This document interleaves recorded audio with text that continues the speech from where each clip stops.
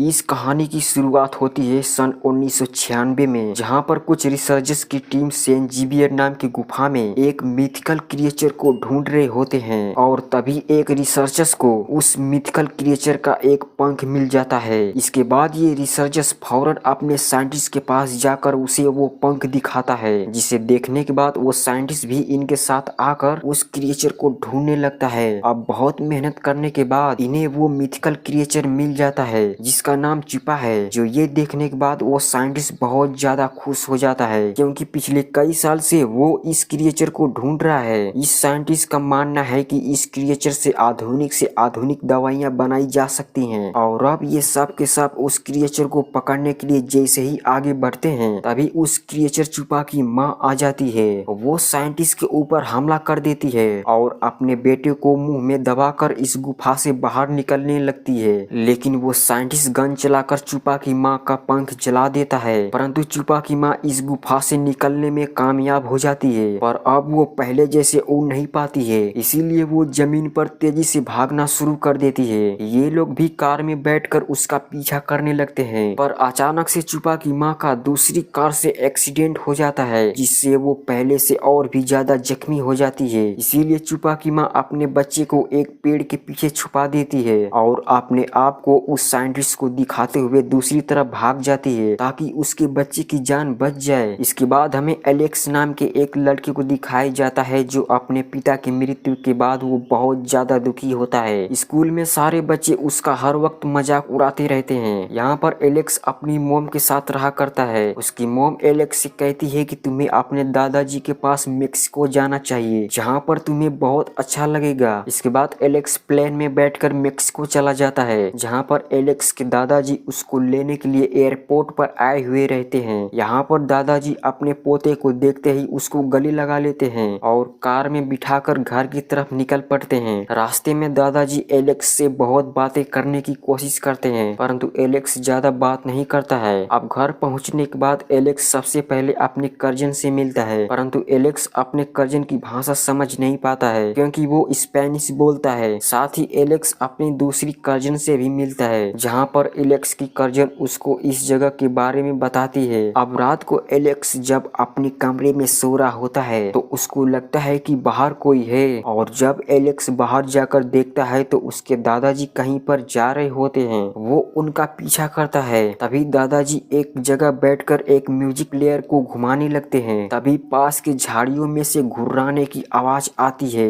Alex बहुत ज्यादा डर जाता है और जोर से चिल्लाता है, जिसकी आवाज सुनकर दादाजी और दोनों कजिन भी यहाँ पर आ जाते हैं। एलेक्स इनको बताता है कि उस झाड़ियों में कुछ है, और जब दादाजी उस झाड़ी के पास जाते हैं तभी उसमें से एक खरगोश निकलता है। जो ये देखने के बाद उसके दोनों कजिन एलेक्स का मजाक उड़ाने लगते हैं, परंतु उसके दादाजी बहुत सीरियस होकर एलेक्स से पूछते हैं कि क्या तुमने उसे देखा था, जिस पर एलेक्स कहता है कि मैं उसे ठीक से देख नहीं पाया। यहाँ पर एलेक्स को डाउट होने लगता है कि दादाजी जरूर हमसे कुछ छुपा रहे हैं। अब अगले सुबह एलेक्स सोकर उठता है तो वो देखता है कि एक चुपा क्रिएचर उसके पेट पर बैठा है। वो जोर से चिल्लाता है, जिससे चुपा क्रिएचर यहाँ से भाग जाता है। अब यहाँ पर उसका कजिन आ जाता है और एलेक्स से पूछता है कि क्या हुआ, परंतु एलेक्स उसको कुछ नहीं बताता है। इसके बाद हमें उन्हीं साइंटिस्टों को दिखाया जाता है जो चुपा क्रिएचर को ढूंढते ढूंढते उस जगह पर पहुंच जाते हैं जहाँ पर उस रात चुपा की माँ का एक्सीडेंट हुआ था, जहाँ पर इनको उसी गाड़ी का नंबर प्लेट मिलता है। और अब एलेक्स अपनी कजिन को समझाने की कोशिश करता है कि दादाजी जरूर उस चुपा क्रिएचर के बारे में जानते होंगे, परंतु उसकी कजिन एलेक्स की बातों को नजरअंदाज कर देती है। इसके बाद एलेक्स उस कमरे में जाकर बैठ जाता है जिसमें उस रात दादाजी बैठे थे, और तभी वो चुपा क्रिएचर एलेक्स के सामने आ जाता है। वो बहुत ज्यादा डर जाता है, लेकिन वो क्रिएचर एलेक्स को कुछ नहीं करता है, बल्कि वो एलेक्स के सामने दोस्ती वाला हरकतें करने लगता है। इसके बाद ये दोनों इस दिन से अच्छे दोस्त बन जाते हैं। अब अगले दिन उसका कजिन एलेक्स और चुपा क्रिएचर को एक साथ देख लेता है। एलेक्स अपने कजिन को सारी बात बता देता है। अब यहाँ पर उसकी दूसरी कजिन और दादाजी भी आ जाते हैं। चुपा क्रिएचर दादाजी को देखते ही उनके पास चला जाता है। इसके बाद दादाजी इन सबको बताते हैं कि कुछ दिन पहले मैं बाजार से घर आ रहा था, तभी एक जानवर मेरी कार से टकरा गया, जहाँ पर मुझे यही चुपा क्रिएचर मिला। मैं इसके माँ को बहुत ढूंढने की कोशिश किया, किया, परंतु वो मुझे कहीं नहीं मिली। और अब जहाँ तक मुझे पता है, इस छुपा क्रिएचर के पीछे कुछ खतरनाक लोग पड़े हैं। हमें इसकी माँ को ढूंढकर इस बच्चे को उसके हवाले करना होगा। अभी ये दोनों बातें ही कर रहे होते हैं, तभी वो साइंटिस्ट अपने आदमियों के साथ यहाँ पर आ जाता है और दादाजी से उल्टी सीधी बातें करने लगता है और कहता है कि उस जानवर को मेरे हवाले कर दो। जिस पर दादाजी कहते हैं कि किस क्रिएचर की बात कर रहे हो, यहाँ पर कोई भी वैसा क्रिएचर नहीं है जिसको तुम ढूंढ रहे हो। परंतु साइंटिस्ट को दादाजी के ऊपर शक होता है, क्योंकि उस रात एक्सीडेंट वाली जगह पर जिस गाड़ी की नंबर प्लेट मिली थी वो दादाजी की ही थी। खैर, इसके बाद वो साइंटिस्ट यहाँ से चला जाता है और जब दादाजी सो रहे होते हैं तभी वो साइंटिस्ट आकर छुपा क्रिएचर को बेहोशी का इंजेक्शन देकर उसे अपनी कार में बंद कर देता है। लेकिन इससे पहले वो साइंटिस्ट यहाँ से चला जाए तभी एलेक्स उसे देख लेता है। वो फौरन जाकर दादाजी को नींद से जगा कर लाता है। इसके बाद दादाजी दौड़ते हुए उस साइंटिस्ट के ऊपर कूद जाते हैं। इसके बाद वो साइंटिस्ट अपने कार में बैठकर यहाँ से भागने लगता है और अगले ही पल आसमान से 3 बड़े पंछी आकर साइंटिस्ट की कार पर हमला कर देते हैं। दरअसल ये छुपा की माँ और उसकी फैमिली होती है। वो छुपा क्रिएचर को गन पॉइंट पे ले लेता है। तभी दादाजी पीछे से आकर उस साइंटिस्ट को पकड़ लेते हैं और उसे मार मार कर हमेशा के लिए सुला देते हैं। इसके बाद छुपा क्रिएचर अपनी दुनिया में वापस चला जाता है और इस तरह से ये कहानी यहीं पर खत्म हो जाती है।